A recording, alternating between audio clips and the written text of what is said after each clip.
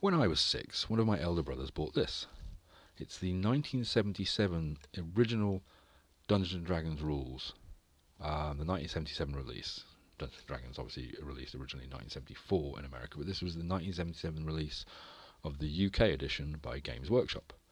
This is the actual copy that my brothers and I used to play with. And I've been playing Dungeons & Dragons ever since, on and off. Currently playing 5th edition, loving it. Last year, my friend Erin told me about the release of Art and Arcana, a history, a visual and text history of Dungeons & Dragons, the evolution of Dungeons & Dragons. I've only just managed to get my hands on a copy. I've finally been able to get one. So today, I've just received the special edition of Art and Arcana, a visual history of Dungeons & Dragons. I've not opened it yet. I've unwrapped it. I've not looked at what's in the box. So let's have a look. It is a hefty box. This is very heavy.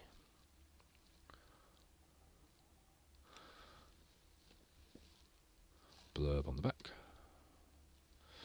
And very heavy. So let's have a look, see what have we got. Okay. On the one side, we have what appears to be the main book, and on the left side we have a plastic wallet secured by these elasticated cords. So let's have a look at this bit first. Alright, it's just sealed with a bit of plastic tape. I'm going to be careful as I get things out not to catch them on the tape. Well, there's quite a bit of stuff in here. Let's put the wallet aside for a moment. Dungeons & Dragons Tomb of Horrors, original 1975 tournament module. For anybody not familiar with Tomb of Horrors, it was a dungeon written by Gary Gygax, which was, it became infamous for how much people died in it. It was virtually impossible. Well, it was pretty much impossible to get through the dungeon without the party wiping several times. And that was kind of the point of it. Gygax wrote it deliberately to be pretty much impossible. I think the story goes that somebody complained about a dungeon being too difficult, and Gygax was like, okay, here's the Tomb of Horrors. So let's have a look, see what's in it. Actually, let me just grab... I have to hand the original release of the Tomb of Horrors as it came in module format. Again, this is the one that my brothers and I used to play. Can't remember what year this was released. This is 1978. This is the TSR release, not Games Workshop. Okay, so what have we got in this? I'm assuming it's just the... Oh. Okay, that's the first page I've opened it to. Some pencil drawings. More pencil drawings. Ah. I wonder... Yeah. Okay, so flicking through these drawings... Yes. Right. Anybody familiar with the Tomb of Horrors will know that it came with a bunch of pictures to show the players, to show them what they were seeing. That included things like a statue and a painting with a large black hole for a mouth, which was an orb of annihilation. It looks to me like these are the original sketches by whoever did them, maybe Gygax himself, I'm not sure, which then went on to become, let's see, actually, okay, so there's the Orb of Annihilation mouth as it is in this, with the original pencil sketch. Let's grab this edition of the Tomb of Horrors. Where are we? Where is it? There we go. And it's virtually side by side. There's the gargoyle. And then the release version of the Orb of Annihilation painting, as it was in the original notes, sketches. Interesting. Let's put that old Tomb of Horrors to one side for the minute. Ooh, that looks interesting. Come to that in a minute. Have a bit more of a flick through this. Ah, these appear.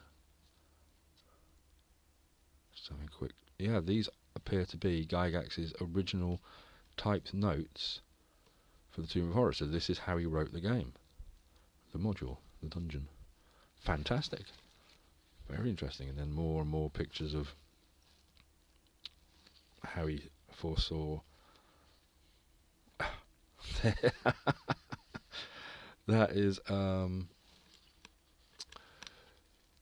was his name? Asurrak. There was a lich that lived in the Tomb of Horrors called Asurrak, and his skull had gems for eyes and gems for teeth, and there was a famous picture of it, and this is obviously the original sketch. Looks like something I draw, but it turned out very well. Appendix, Tomb of Ra-Hotep. That's not one I'm familiar with.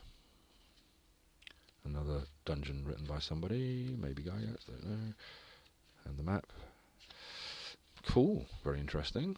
For anybody who's played Tomb of Horrors, that's this Asurrak's skull again. For anybody that's played Tomb of Horrors, that could be very interesting. If you haven't played Tomb of Horrors, play it. It's hilarious. It leads to all sorts of horrible, horrible deaths. So, the rest that's in this wallet appears to be art prints. Ooh. Some very, very pretty art prints. That one, I believe, is from Dragonlance. Interior painting from 2nd edition Player's Handbook. Oh, not from Dragonlance at all. I'm a liar. That one, yeah, I recognise that. That was a cover from something. I can't remember which it was. Some form of paladin by the looks of it. Oh, it's the World of Greyhawk cover. Wow, that's an old one. Cover painting for Keep on the Borderlands. Keep on the Borderlands. Bloody hell, that brings back memories. And more art prints. I'm not going to go through all these now. Oh, that is a beauty, though. That's the famous Barroom Brawl scene. Let's have a look. Promotional painting for Dungeons & Dragons 30th anniversary. It's a barroom brawl with all kinds of monsters and adventurers set in front of the idol that was on the cover of the Advanced Dungeons & Dragons Player's Handbook. And these are all, by the looks of it, more art prints. Lovely. I'll have a look through those later. I won't bore you with all those now. For now, let's have a look at the book. I'm going to put the rest of it aside.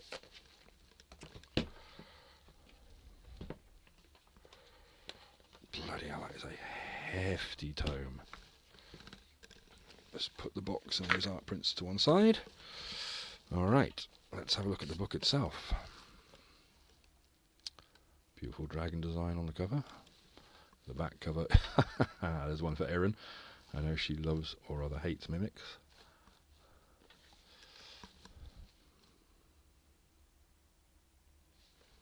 Okay, what have we got?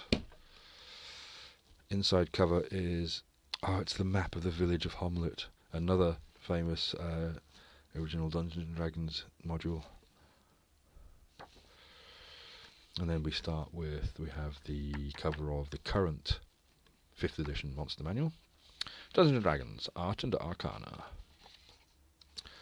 That, I believe, is a piece from... It's one of the earlier books. I don't think it's the original rules. I think it's from possibly the Dungeon Master's Guide of Advanced Dungeons & Dragons. Dungeons & Dragons, Art and Arcana, a visual history, a compiled volume of information and imagery for lovers of Dungeons & Dragons, including art, advertising, ephemera, and more. Excellent. Can't remember what that print's from. I think that's Advanced Dungeons & Dragons Edition 2. Dungeon Master's Guide? I can't remember. Contents. Foreword, Introduction, Read Magic, about this book, Detect Magic, Original Edition, Pyrotechnics, 1st Edition, Explosive Runes, The Crash of 1983, Polymorph Self, 2nd Edition, Bigby's Interposing Hand, The Fall of TSR, Reincarnation, 3rd Edition, Simulacrum, version 3.5 and DDM, Maze, 4th Edition, Wish, 5th Edition. Acknowledgements and credits about the author's index. Fantastic bit of advertising art, presumably from the 70s.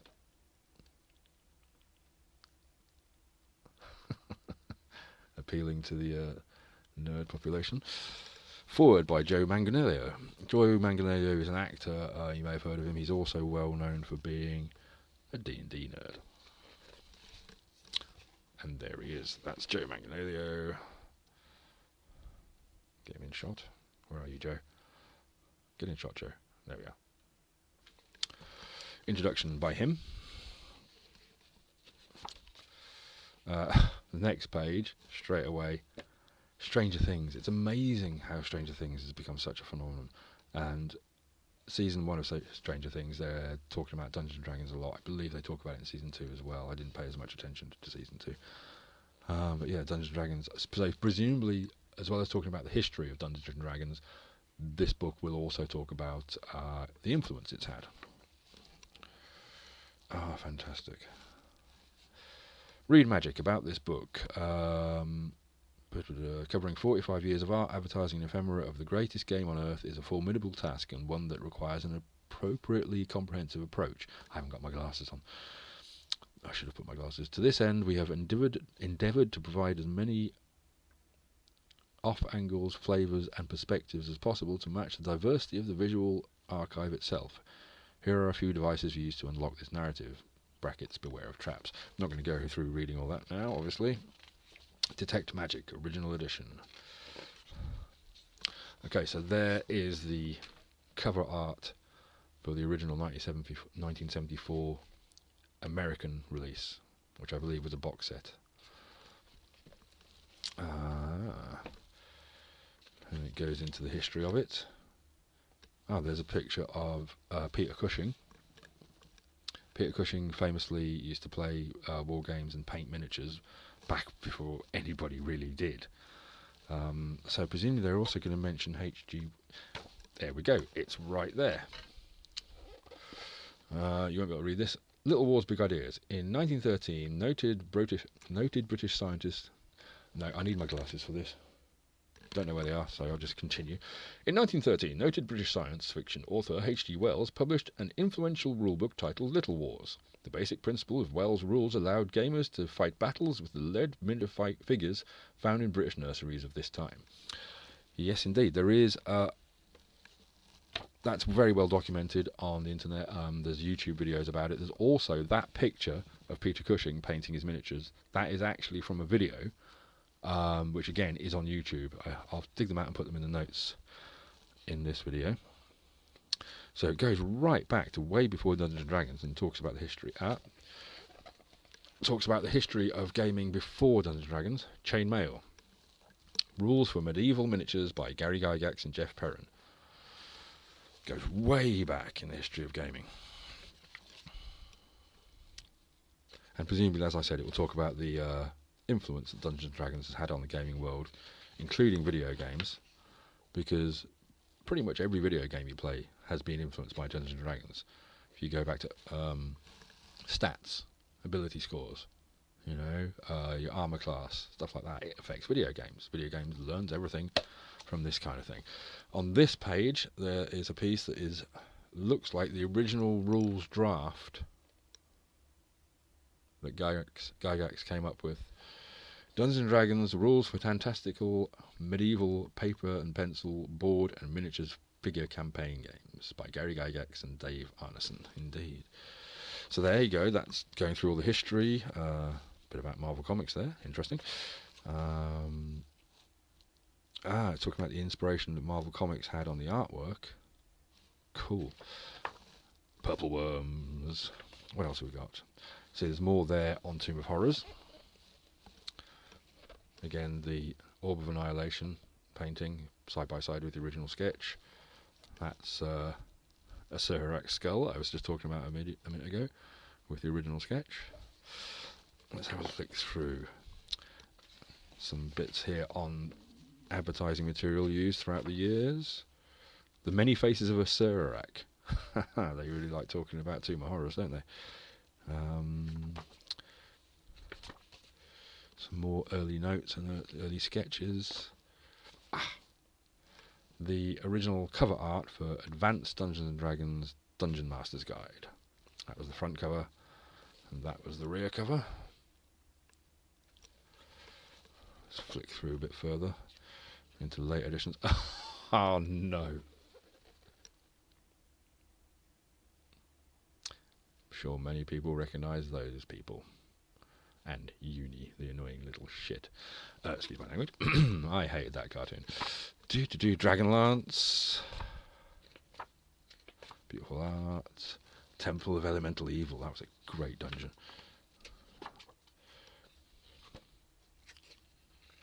The evolution of the Balrog. Spelljammer. God, guys, sort it out. Do a 5th edition version of Spelljammer. I loved that. Conan. Obviously had a great influence.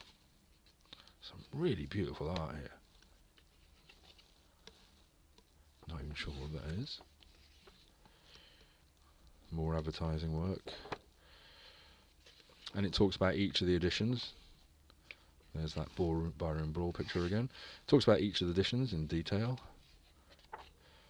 This is beautiful. There is some stunning stuff and very interesting. Oh, video games. There you go.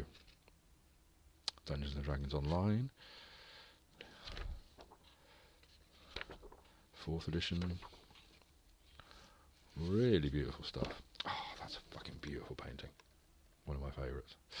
So there you go. Very, very interesting. Massive weighty tome. All about each edition of Dungeons and Dragons, the history of gaming in Dungeons and Dragons, the influence of Dungeons and Dragons. Wasn't cheap, but if you know somebody who's got a copy, I recommend having a look through it. I'm going to be spending the rest of my day having a read through this. There you go. Hope you enjoyed that.